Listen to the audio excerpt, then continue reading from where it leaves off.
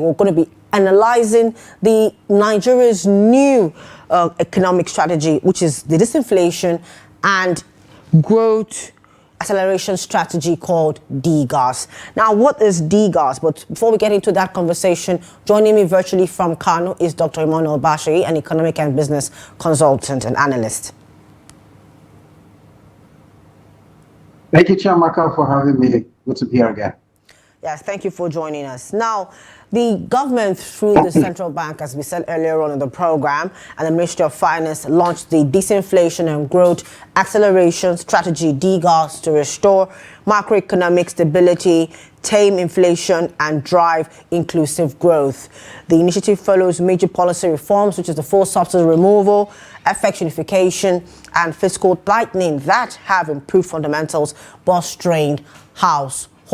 Now, let's take a look at some of the things that they're talking about, what they intend to do, the goal and the policy levers. Coming up on the screen shortly will be a picture giving us, an overview of what that means. Now, for the core objectives, the target area, we have economic growth. The goal is 2025-2027. You achieve approximately 7% to achieve about 7% GDP growth, and industrial zones, SME support, energy and tech investments. Now, inflation control, reduce inflation to single digits within 24 months. Policy coordination between CBN and Finance Ministry.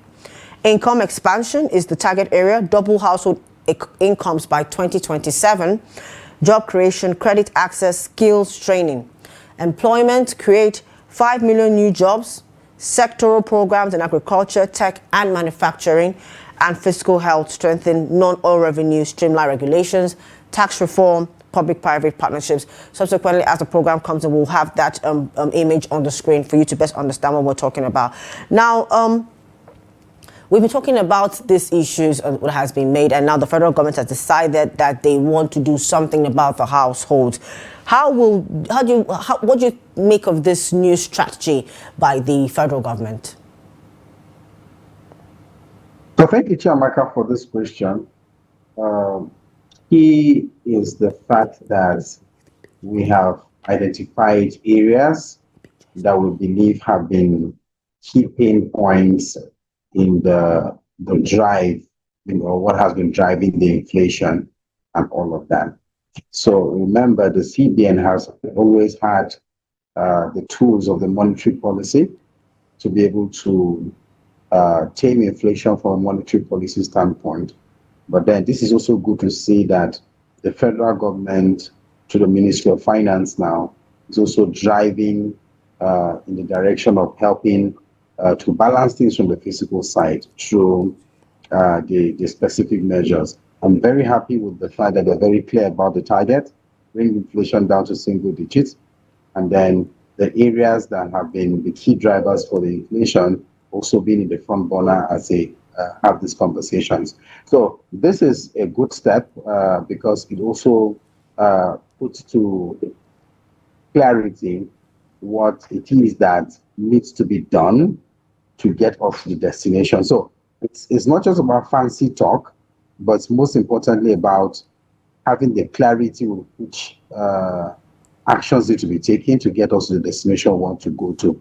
So I applaud this, and I'm also happy to see that we're seeing a very solid balance from the fiscal side to be able to address the overall inflation menace or inflation monster.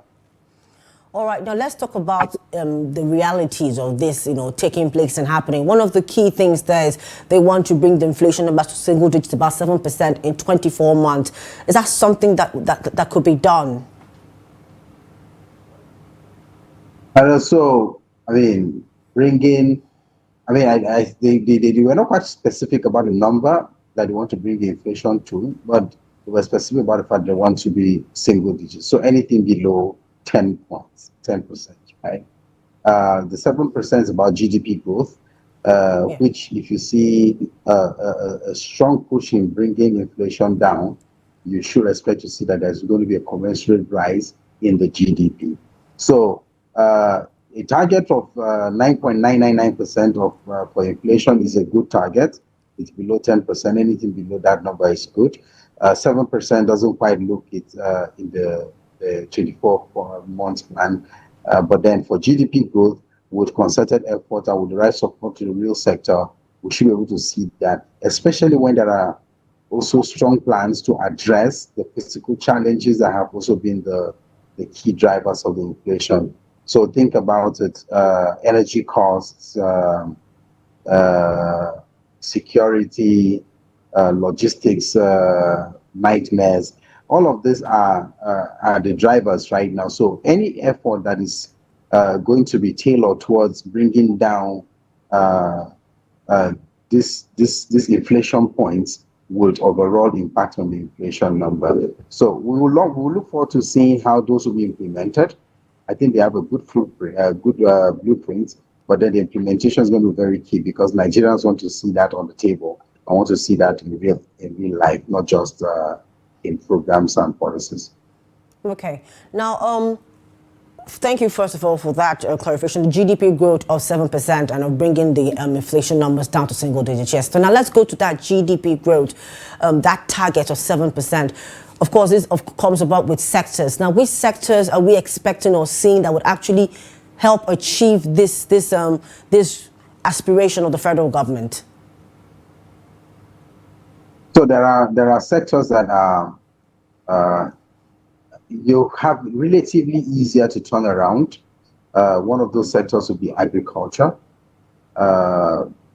Once you are able to tackle agriculture in its entire ramifications, so from food security in the sense that you are able to secure the farmers to produce more, also tied to logistics and energy costs.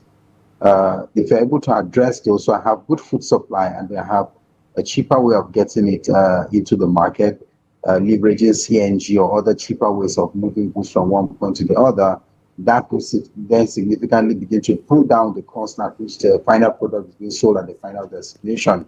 So this will be first line charge. Remember, people must eat every day. So any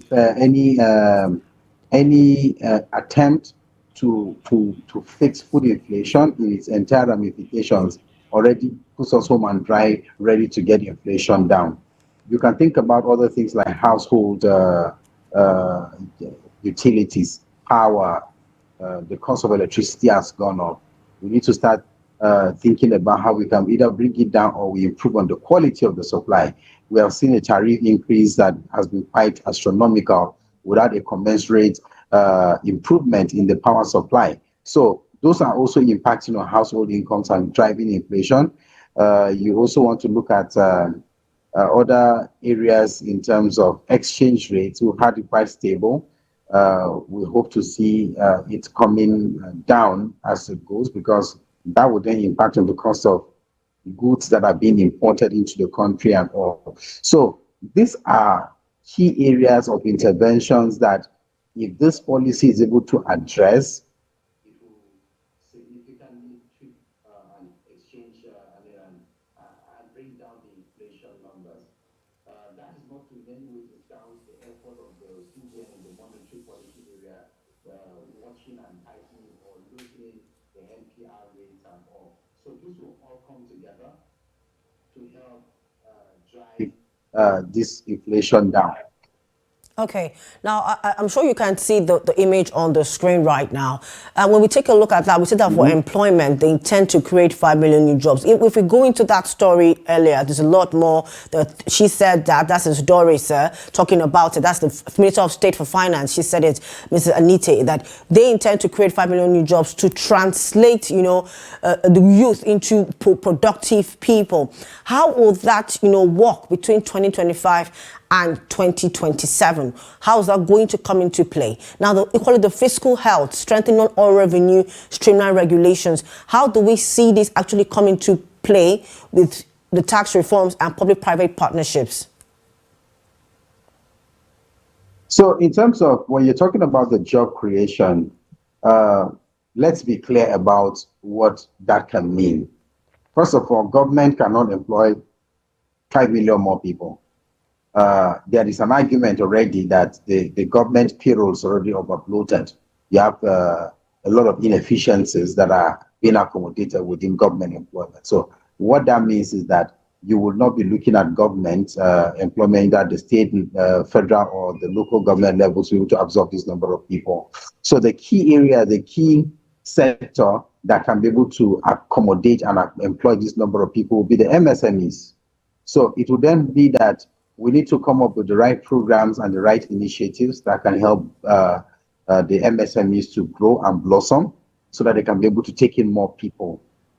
So whether it's in manufacturing or in some value addition process like converting of raw material to semi-finished goods and so on and so forth, these are areas that we're going to be looking at.